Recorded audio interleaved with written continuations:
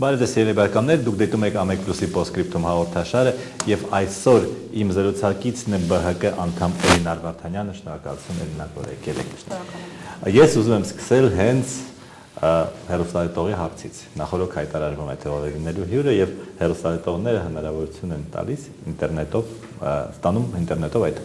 իրենց հարցերը տան։ Եվ հարցը հետեւյալն է. ԲՀԿ համագումարը ձեր բոցաշունչ հեռուստադիտողի խոսքն է։ Ելույթը ելույթից բխում էր, որ դուք ընդդիմադիր եք։ Դուք մոռացել եք, որ ԲՀԿ-ն հիմնական կոալիցիայի անդամ է եւ իշխանական ուժ է։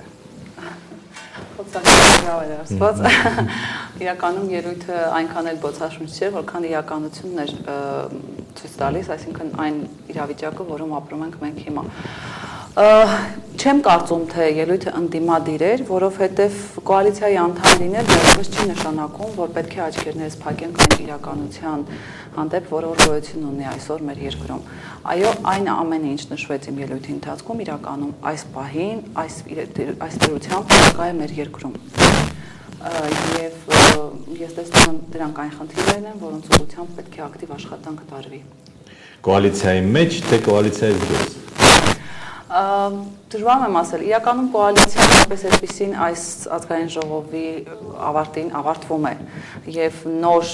ազգային ժողովում կլինի, ինչպիսի կոալիցիա կլինի, վաղ է ինչ որ ենթադրություններ անել։ Այդ տեսեք, մի քանի անգամ ես լսել եմ, որ կոալիցիան այլևս չկա, այլևս թղթի վրա է, բայց այդ դեպքում ինչու են ԲՀԿ-ից նախարարներ գոյություն ունեն, այսինքն նախարարները շարունակում են պաշտոնավարել, հա։ Պաշտոնապես կոալիցիան չի լուծարվել, պաշտոնապես կոալիցիան գոյություն ունի եւ կդադարեցնի որպես այդպիսին գոյություն ունենալ միայն ազգային ժողովի գործունեության դադարից հետո եւ նոր ազգային ժողովում արդեն նոր խնդիր կլինի, միգուցե նոր կոալիցիա եւ այլն վաղ ենթադրությունների համար։ Դուք չեք կարծում, որ նախարարների արկայությունը եւ ԲՀԿ-ական պաշտոնյաների արկայությունը այնուամենայնիվ որոշակի ռեսուրս է։ Եվ եթե դուք դժգոհ եք իրավիճակից, հա, ավելի ճիշտ կլիներ այդ ռեսուրսից հրաժարվել։ Չեմ կարող այս հարցի վերաբերյալ որևէ պատասխան տալ, որովհետև ես ինքս այս ասպարեզում շատ նոր եմ ավելի, սակայն կարծում եմ, որ խնդիրները առկա են իրականում եւ խնդիրները պետք է լուծում ստանան, անկախ նրանից, թե ունենք այդպիսի ռեսուրս, թե չունենք։ Ընդ որում իմ նշած խնդիրներից մի քանիսը հենց կոնկրետ այն նախարարությունների գործառությանն են վերաբերվում, որտեղ նախարարները հենց ԲՀԿ ներկայացուցիչներ են, ուստի մենք ԲՀԿ կուսակցությունը որդեգրել է պարզապես չլռելու եւ փաստերը ներկայացնելու սկզբունքը, այսինքն մենք չենք գտնում, որ պետք է եթե գոյություն ունի խնդիր ու եթե մենք ընդդիմադիր չենք, ուրեմն իրավունք չունենք խոսելու այդ խնդիրների վերաբերյալ։ Մի հարց ես չգիտեի, ճիշտ ասած հեռուստադիտողի հարցն է, հա։ Ճիշտ է, որ դուք սկզբից ուզում եք գնալ ընտրությունների ՀՀԿ-ի հետ, իսկ հիմա ԲՀԿ-ի հետ։ Չէ, չի եղել այդպիսի բան։ Ես բացարձակապես չգիտեմ։ Չէ, չի եղել։ Ըստ ոլորտների, հա, ձեր բարձրացրած խնդիրների։ Ուրեմն իրենք սոցիալական բևեռացում Հայաստանում կա։ Հիմա մի բևեռում նախագահ Գագիկ Ծառուկյանը մյուս բևեռում աղքատ մարդիկ։ Դա այդ բևեռացումը նկատի ունի։ Գիտեք, ձեր նույն ասած մյուս բևեռում աղքատ մարդիկ ու այդ նույն մյուս բևեռի մարդկանցից շատերը ԲՀԿ անդամներ են։ Այսինքն այնպես չէ, որ բևեռացած է միայն Գագիկ Ծառուկյան եւ աղքատ մարդիկ։ Չէ, սոցիալական բևեռացում գոյություն ունի եւ ակնհայտ է իրավիճակը։ Մենք ապրում ենք այս հասարակությունում եւ բոլորս էլ տեսնում ենք, որ գոյություն ունի խիստ աղքատների մի որոշակի դաս, որոնց իրավունքների պաշտպանվածության խնդիր ունեն եւ գոյություն ունի դրան խիստ հակառակ մեկ այլ բևեռ։ Եվ իսկ որ երկրում սոցիալական բևեռացում չկա։ Չեմ կարծում, թե չկա այլ երկրներում, պարզապես մեզ մոտ վերջին տարիների ընթացքում դա շատ սուր արտահայտություն է ստացել։ Ես ինքս լինելով հասարակության անդամ շատ այսպես ցավով եմ այդ ամեն ինչը արձանագրում, բայց իրականում բևեռացումը բավականին սուր է։ Դուք տեսնում եք լուծումներ բևեռացման այսինքն կա ուրեմն բոլշևիկյան մոտեցում, որ բոլորը լինեն աղքատ, չէ, եւ կա բան ոչ բոլշևիկյան մոտեցում, որ բոլորը լինեն հարուստ։ Այսինքն մարդիկ այնուամենայնիվ հաստատվի մարդկանց համար ինչ որ Զամբյուղ ինչ են ասում, հա։ Անկեղծ ասած հաստատվի մարդկանց համար արժանապատիվ ապրելու հնարավորություն, որպեսզի մարդը զգա, որ ինքը ունի բարեկեցիկ կյանք եւ իր աշխատանքի շնորհիվ ինքը աղքատ չէ։ Լուծվի զբաղվածության խնդիրը, որը բնականաբար բերում է լուրջ արտագաղթի վերջին տարվա ընթացքում թվերը իրականում աճել են եւ ես դա չպետք է ասեմ, այսինքն Բարգավաճ Հայաստան կուսակցությունը իր արժեվ խնդիր է դրել մարդու համար, մարդու կողքին, այսինքն որպեսզի յուրաքանչյուրը ունենա արժանապատիվ ապրելու հնարավորություն։ Դուք գիտեք, տեղյակ եք, որ ազգային ժողովը ընդունել է օրենք մինիմալ դվազագույն սոցիալական զամբյուղի մասին, որը 60 թե 70 հազար դրամ է եւ որը մեր նվազագույն աշխատավարձի հետ չի բռնում։ Այսինքն ինչպես անել օրենք է, չէ՞, ի վերջո, ինչպես անել, որ այդ օրենքը կատարվի։ Գիտեք, իրականում պետք է համապատասխան մեխանիզմներ գտնել, վերջին հաշվով օրենքները չպետք է մնան թղթի վրա։ Ես բազմիցս նշել եմ, որ մեզ մոտ կան օրենսդրական առումով բավականին շատ հարցեր լուծված են, բայց առանձին դեպքերում դրանք կրում են զուտ դեկլարատիվ բնույթ, այսինքն ունեն օրենքի տեսք, սակայն չկան մեխանիզմներ դրանք իրագործելու համար։ Պետք է ստեղծել համապատասխան մեխանիզմներ, որպեսզի օրենքը իր կիրառությունը գտնի, այսինքն նվազագույն աշխատավարձը 32,000 դրամը ինքը արդեն սպառողական զամբյուղը այսպես թե այնպես չի բավարարում։ Պետք է փորձենք ամեն դեպքում ստեղծել բոլոր այն մեխանիզմները, ստեղծել այն բոլոր հնարավորությունները, որպեսզի կարողանանք օրենքները իրականության կոչել։ Դուք տեսնում եք ռեզերվներ, հնարավորություններ, որ մեր նվազագույն աշխատավարձը լինի 70,000 Ես գիտեմ, որ դա շատ դժվար է, հաշվի առնելով մեր երկրի տնտեսական վիճակը, բյուջեն եւ այլն, բայց ամեն դեպքում պետք է աշխատենք այդ ուղղությամբ, որովհետեւ վերջին հաշվով կենտրոնում պետք է լինի մարդը։ Արմիությունների մասին դուք միանգամայն ճիշտ նշեցիք, որ արմիությունները միայն իրենց գոյատևման մասին են մտածում եւ առանձնապես չեն կարողանում մարդկանց համախմբել իրենց իրավունքները պաշտպանելու համար, բայց գիտեք որտեղ են ուժեղ արմիությունները, որտեղ կան մեծ գործարաններ, մեծ կոնցեռններ, հա, ենթադրենք Ֆրանսիայում եթե արմիությունը հայտարարի, որ նրանք ցույց են անում, երթ են անում, միլիոն մարդ կհավաքվի միանգամից, որովհետև մարդկանց զբաղվածությունը կա, մարդիկ զբաղված են, մարդիկ աշխատում են մեծ հիմնարկներում, հազարավոր մարդիկ, եւ այդ դեպքում, եթե մարդը չի աշխատում, նա ինչպես է արմիություն ստեղծում։ Վերջին հաշվով մենք ունենք ոչ այնքան մեծ, բայց ամեն դեպքում գործող բիզնեսներ գոյություն ունեն։ Եվ խոսքը հենց այդ ձեռնարկություններում աշխատողների մասն է, ինչ է փոքր ձեռնարկությունում աշխատողը պետք է պաշտպանված չլինի։ Այս պահին ամեն դեպքում աշխատողները կախվածության մեջ են գտնում գործատուից եւ արմիությունների խնդիրը հենց պետք է լինի դա, որպեսզի ոչ միայն իրենց գոյության մասին մտածեն, այլ կարողանան նաեւ ներկայացնել աշխատողների շահերը։ Գործազրկության պայմաններում Ընդունում եմ գործազրկությունը շատ մեծ է, բայց գոնե այն մի որոշակի քանակը աշխատողների, որ կա, գոնե իրենք էլ պետք է պաշտպանված լինեն։ Իսկ ինչ վերաբերում է գործազրկությանը, Բարգավաճ Հայաստան կուսակցության ծրագրի դրույթներից մեկը բնականաբար աշխատատեղերի ավելացումն է եւ դրանով իսկ պայքար արտագաղթի դեմ։ Այ տեսեք, երբ որ գործազրկությունը բարձր է, ինչպես Հայաստանում, մարդիկ չեն կարողանում, աշխատող մարդիկ չեն կարողանում պայքարել իրենց իրավունքների համար։ Ինչու՞։ Դուք իմ մոտ աշխատում եք որպես լրագրող, դժգոհ եք աշխատավարձից կամ պայմաններից կամ իմ տված հանձնարարություններից,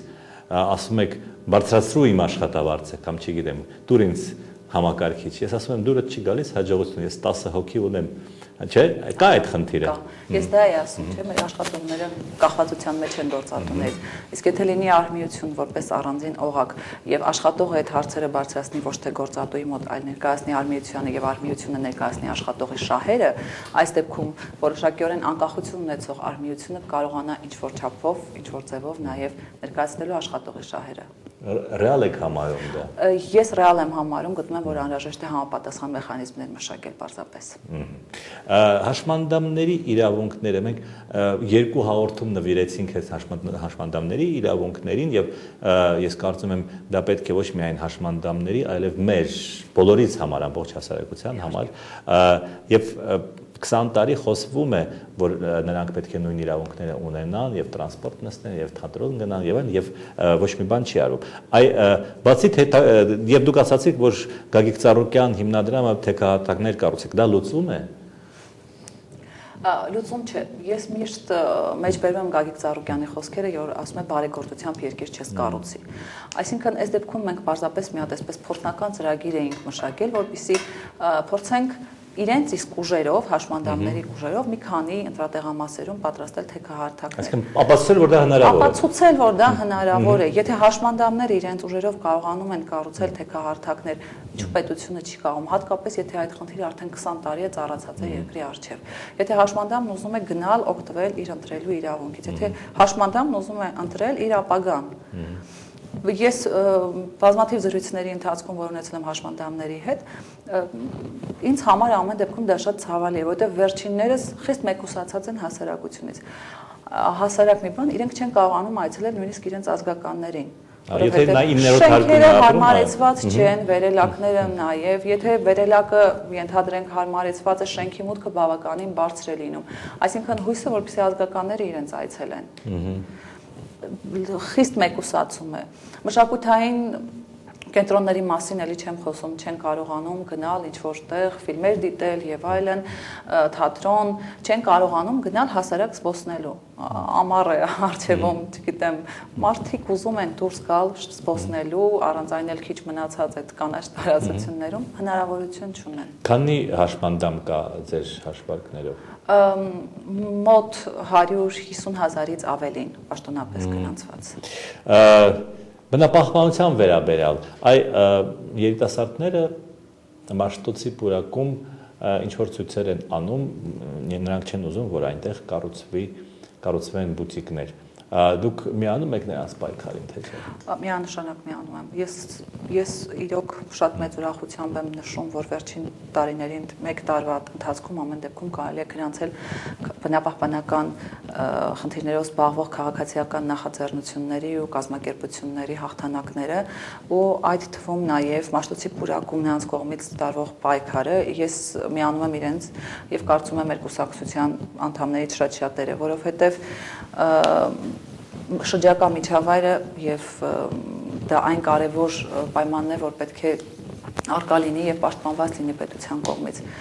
Մարդը պետք է կարողանա ապրել իրեն հարմար շրջակա միջավայրում։ Առանց այդ էլ մեր քաղաքի վիճակը այս պահին այդպես լավը ցանկանալու տեղիք է տալիս, իսկ օրեցօր ավելացող կառույցները կանաչ տարածքների հաշվին դա ուղղակի ցավալի է։ Իսկ քաղաքից դուրս կան նաև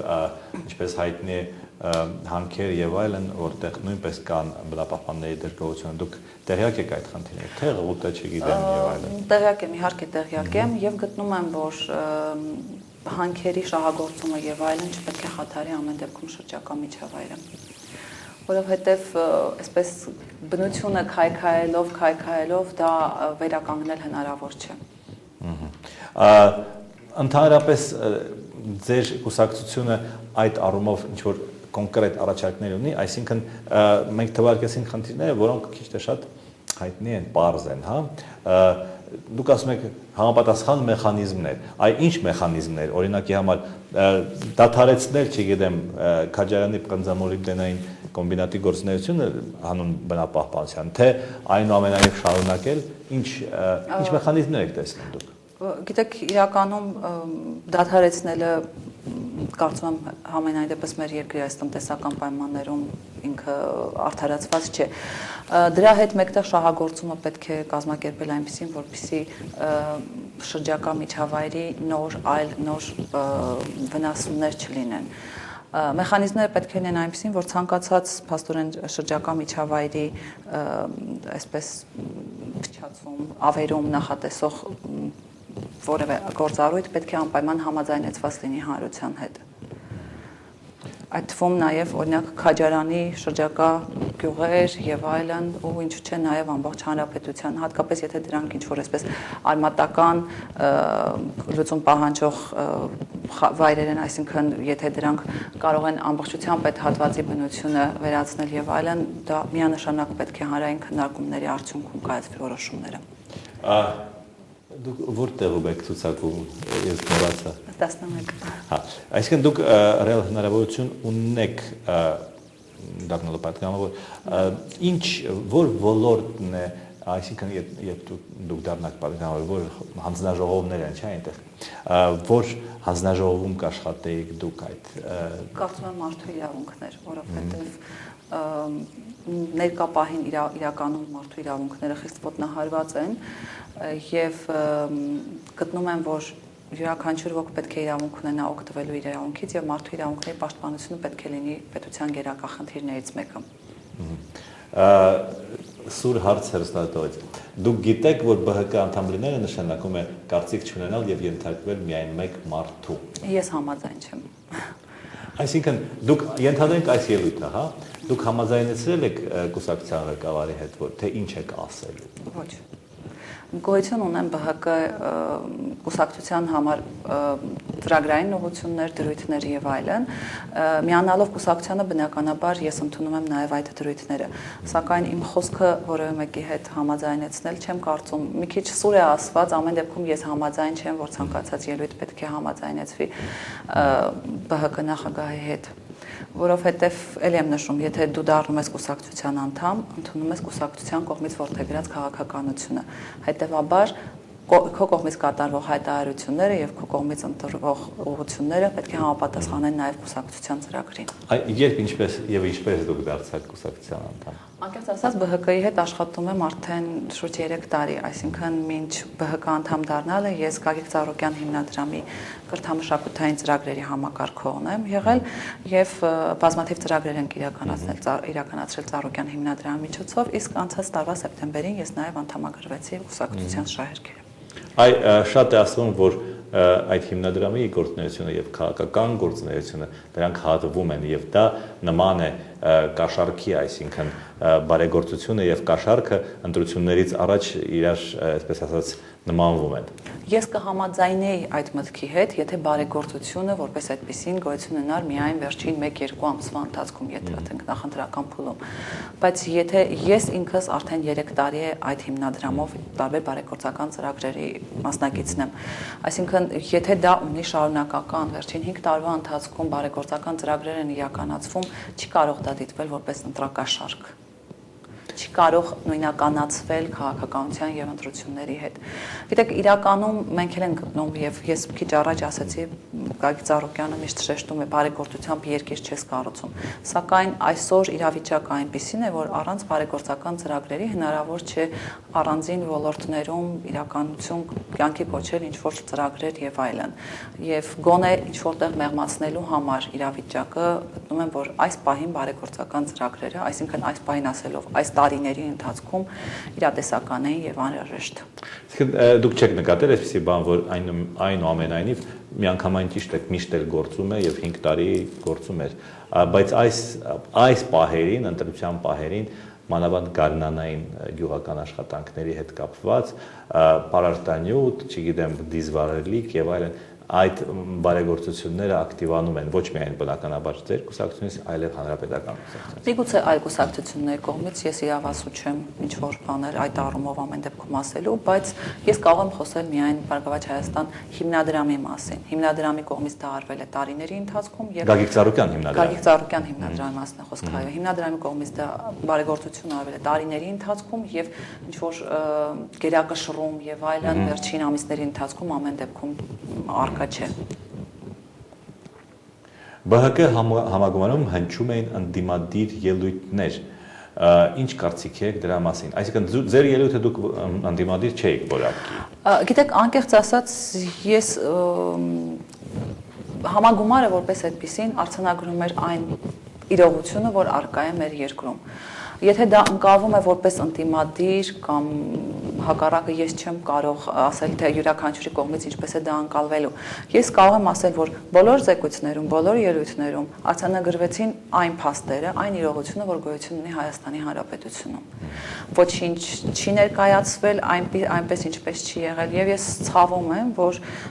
մինչ այս դա ամեն դեպքում չի հնչեցվել թեկուզ կոալիցիոն գործընկերների կողմից։